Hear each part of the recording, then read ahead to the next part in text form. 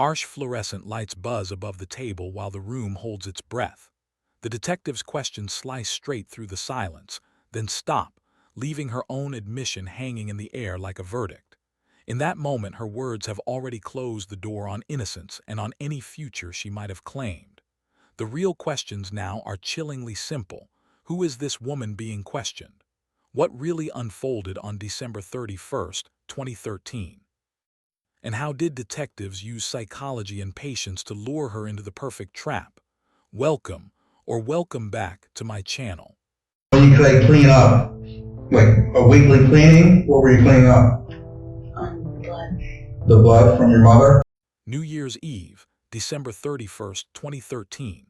Winter had settled hard over Derry Township in Westmoreland County, Pennsylvania. Snow clung stubbornly to the ground, and by 6:30 p.m., darkness had already swallowed the sky around a modest trailer home. Inside, 27-year-old Sarah Varadin was gripped by heroin withdrawal. Her mother, Dawn Marie Wagner, came home from work to an ordinary scene, the flicker of the television and the smell of a pizza baking in the kitchen. A simple request to borrow her mother's car was refused. Within minutes, anger and desperation collided. Sarah took a hammer from a kitchen drawer and struck Dawn from behind. The attack moved from the kitchen into the living room, then into the bathroom, where Dawn's final pleas went unanswered. In the next room, Sarah's young son slept, unaware. Sarah tied her mother's legs, wiped away blood, gathered her mother's belongings, and fled. Over the following days, she holed up in a motel, buying heroin and even pretending to be her mother through text messages. By January 7th, 2014, still desperate for drugs, Sarah robbed a PNC bank, a reckless decision that led directly to her arrest. She was taken into custody and brought in for interrogation. And in this breakdown, we focus on the psychological machinery behind that interrogation. Sarah, for the record, can you state your full name and date of birth? Sarah Dawn McCovern, and my date of birth is 10/02/88. Sarah, you know why you're here today? Okay. All right, basically you're here today regarding an incident that happened involving your mother. Okay? What can you tell me about the incident that happened back on Tuesday, December 31st? Let me tell you everything that happened. Yes. My mother came home at about 6:30 at night, and she was sitting in the living room and was talking about how she's fed up with everything and fed up with people using her and my dad and stuff like that. And I was really dope sick, and I asked her if I could use her car to go get marijuana, but I was really gonna go get heroin. And I think she kind of knew that. She told me no, and I just wanted to get high, and so I went into the kitchen, and she was in the living room watching TV, smoking a cigarette, and I was making pizza, and her back was towards the kitchen, so she couldn't see me. And I asked her again to use her car, and she said, "No, I'm not using my vehicle. I don't care about marijuana. You're not using it." And I got really upset.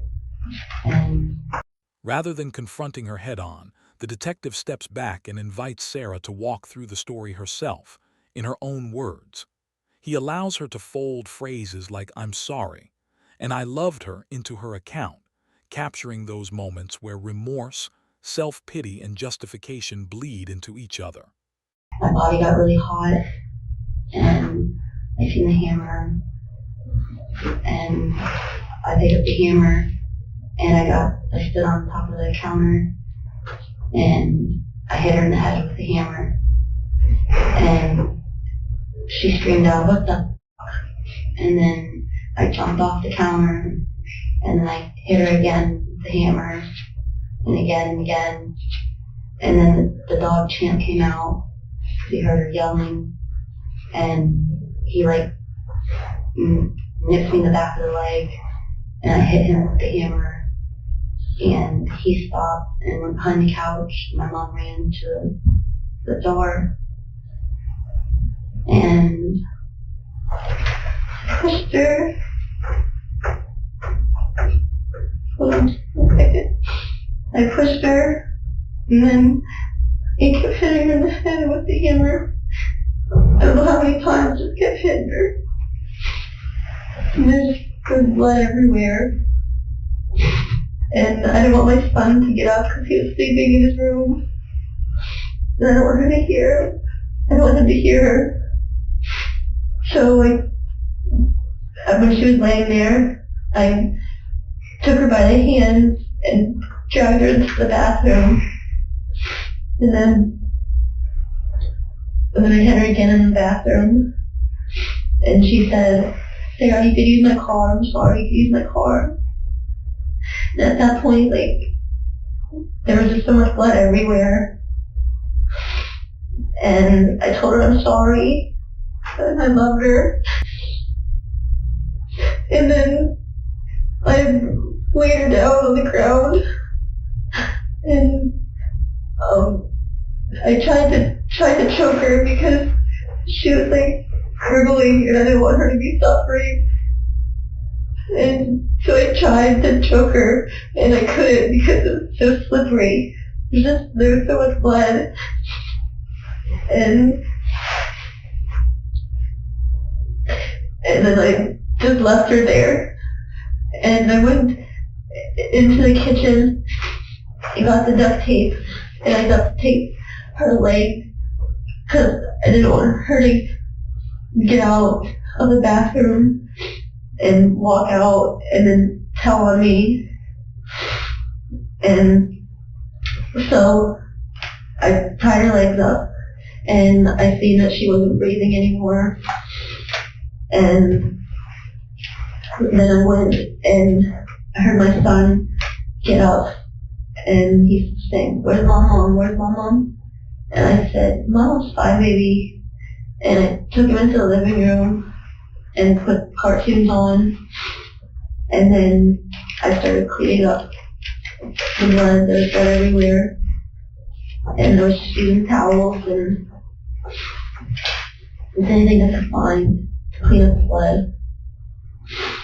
And then I cleaned up myself and got to put clothes on, and I took her MAP cards, and I took my son. I packed a couple of days worth of clothes, and I left, and I went to the MAP machine and pulled out, I think it was $600, and I went to McKeesport and got a brick of heroin, and I went to the motel room with my son, and he was playing, and I called my friend because I didn't know how to shoot heroin. I never shot it before, and I really wanted to because I just didn't want to deal with it anymore. And she came over and she did heroin with me, and she shot me my first time. She showed me how to do it, and then for the past 4 or 5 days, I was just strung out on heroin. And then I finally went back to the house, and then I got, I see that there's still blood everywhere. So I went to the Walmart, I think it was Saturday night, with my son, and I got contractor bags and 409 cleaner with bleach and vinegar and washcloth and 2 sponges and hand gloves, and I put it on a big bin, and I walked out of Walmart with it, and I went back to the house, and I cleaned up the mess, and I wanted to put my mom in bed, but I just couldn't go to the bathroom. And instead I just got high. And then after the money was gone and the dope was gone, I left. It was the 7th, and I was going to go to my baby's dad's court date, and it got canceled, and I was speeding for dope, and I went and robbed the PNC bank, and then I got pulled over and arrested. Okay, sir. Let's go back. The incident at the trailer. What's the address of the trailer? Okay, who lives at the trailer? Me, my mom, and his dad was staying there, but he got arrested in jail. And your mom's name? Dawn Marie Wagner. And the father of your child, what's his name? Okay. So you're saying that it all started over a confrontation, argument, dispute over car keys. So the vehicle is owned by who? My mother. Your mother? And why wouldn't she allow you to take the vehicle? Because I'm pretty sure she seen out I was dope sick, and I'm pretty sure she knew I was gonna go buy dope. And she didn't want me to do that. But I was just so sick. Okay, so prior to the assault on your mom, did your mother go to work that day? Mm-hmm. In the bedroom sleeping, correct? The mom came home from work roughly what time? The detective circles her timeline again and again. What time her mother came home, the order of events, where each object was located, slowly locking her into precise, concrete statements. He asks exactly where the hammer came from, where the duct tape was kept, and which areas were cleaned, guiding her memory back to the same physical evidence points. Then he returns to the core actions, the blows she delivered, how she moved the body, how she taped her mother's legs, revisiting them from different angles and forcing Sarah to reconstruct the violence over and over as she begins to crumble. Once she has admitted to these key steps, he drills down into the details. How many times she struck, how the body was positioned, the exact sequence of movements. Her own words transform from a loose story into a tightly documented chain of prosecutable facts. That's a normal time that she comes home from work. What time does she usually come home from work? About 5:30. Was there a reason why she come home a half hour? You know why she come home a half hour later? Approximately a half hour. She wouldn't tell me. She said she didn't think about these things. Yeah. Your mom owns the vehicle. What kind of vehicle? What's the make and model of the vehicle? Chevy, the small Chevy, look like Cobalt. Okay. Exact name. 2-door, 4-door? It's red. Red color? Yeah. Okay. And that's mom's vehicle. Mm-hmm. And that's the vehicle that you wanted to take. And she refused to give you the keys. Okay. Okay, so the first of all, you got the hammer from where? The kitchen drawer. Kitchen drawer. Did you remove anything else from the kitchen drawer? The duct tape. A roll of duct tape? Okay. So the first strike, you're behind your mom, and you hit her in the head. And then from there, did your mom fall to the ground at that point? No, she got up and said, she looked at me and said, "What the fuck?" Okay. And that's when I jumped off the counter and started hitting her. Sarah, where was your mom sitting when you first hit her? The left seat. It was right in front of the counter, like right in front of the kitchen counter. Like her back was like towards the kitchen, so she couldn't see me. And she was watching TV and smoking a cigarette. And you said you got the hammer from kitchen cabinet, correct? The kitchen door. Kitchen drawer. Was the hammer out for a while, or did you just grab it right at that time when you made that decision to hit her? Just grabbed it. Right, so you struck her one time. Her response was, "Ow, what the fuck?" Mm-hmm. Did she fall to the ground at all? No, she didn't fall to the ground until I got off the counter and struck her again. At that time, was she still sitting on the chair? No, she fell by the TV. In the living room? Mm-hmm. Okay. She fell to the ground. Describe to me what happened after that. After that, Champ, the big dog, her big dog came out and heard her yelling, and he tried to stop me by nipping the back of my leg, but I hit him with the hammer in the head, and he stopped and went behind the couch. She ran to the door, but I pushed her out of the way. The front door of the trailer residence? Yes. Okay. Did your mom leave the trailer? No. Okay. So she ran towards the door. Mm-hmm. And at that point, what happened? I pushed her, and then she fell to the ground in the kitchen, and I just started hitting her again in the head, the hammer. Sarah, did your mom attempt to defend herself or stop the attack? Yeah, when we were in the living room by the TV, she tried putting her hands up and blocking and tried to grab hold of my arm, my hand. But it was slippery. Was she already bleeding by then? Yeah. Okay, while she's trying to defend herself, what did you do after that point, after striking her in the kitchen? And then she was just laying there, like motionless, and so I thought she was dead.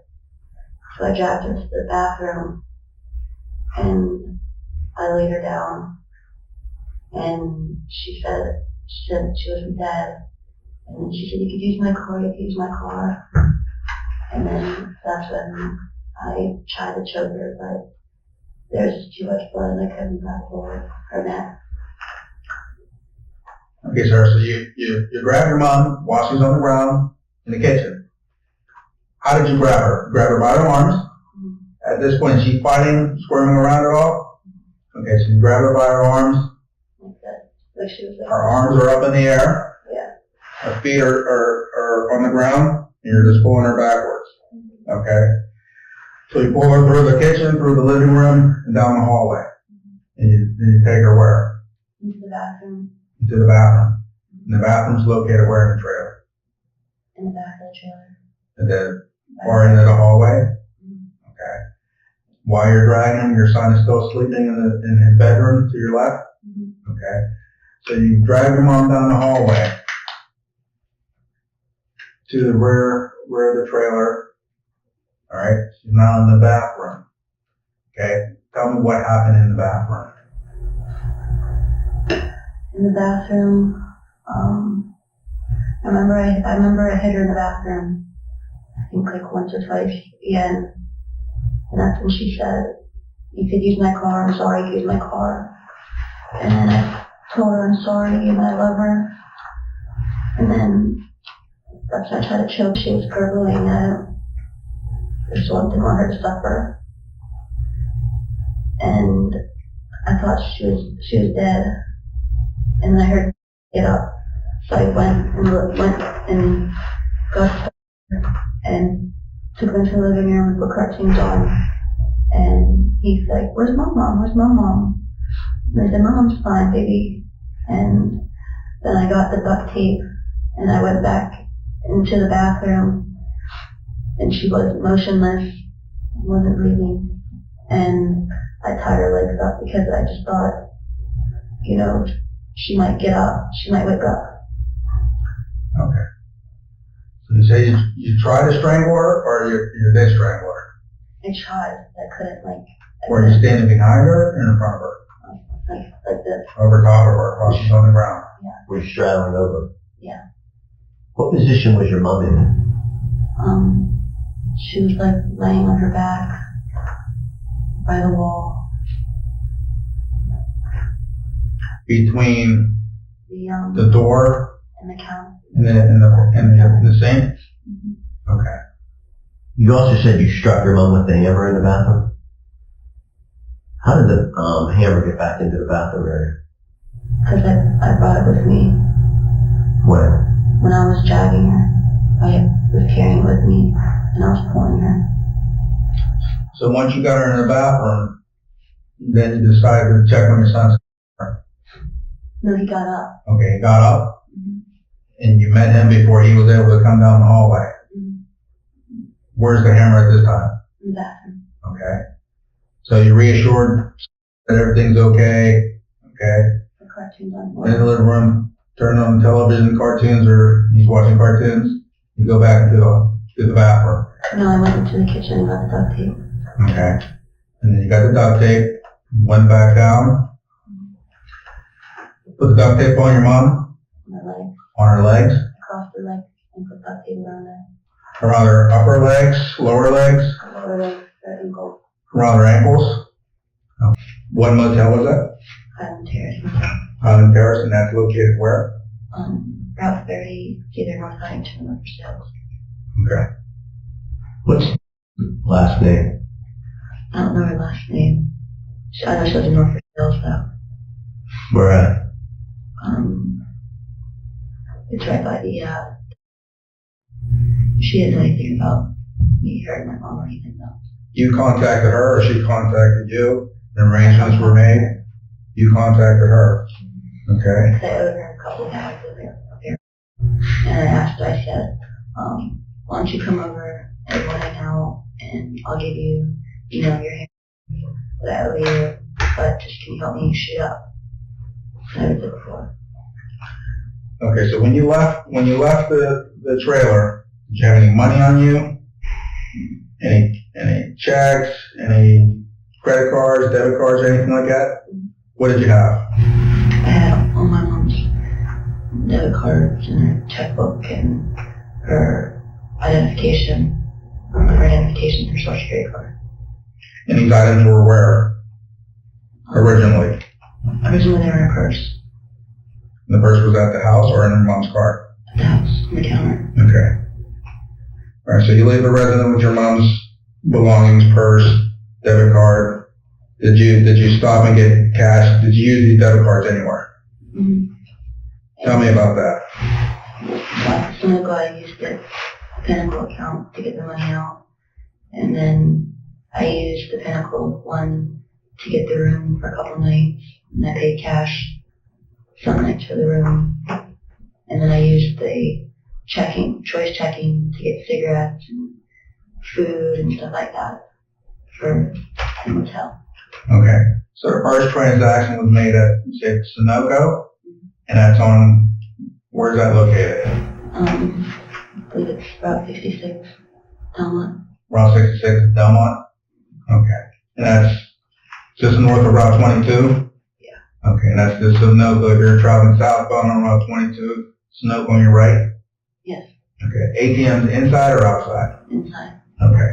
So how much did you withdraw during that transaction? $600. $600. Okay. So you leave there, and then where do you go? Straight to the dope dealer. Okay. Who's your dope dealer?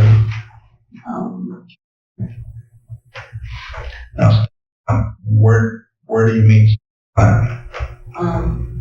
In Midtown, East and Keysport, downtown Keysport. Midtown. Okay. Can you describe?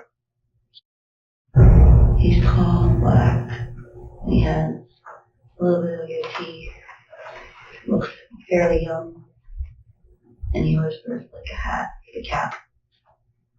How young do you think? I don't know, my age, maybe a little younger. Okay, about 23, 24. Okay, you're what, 24? You're 25. Okay, so he's around your age. Okay, so you say it's mid. That's a housing development, housing project, Yeah, high rise, one building. That's in downtown McKeesport. Okay, so you meet with Okay, and you purchase your heroin. Okay. And then from there, you go where?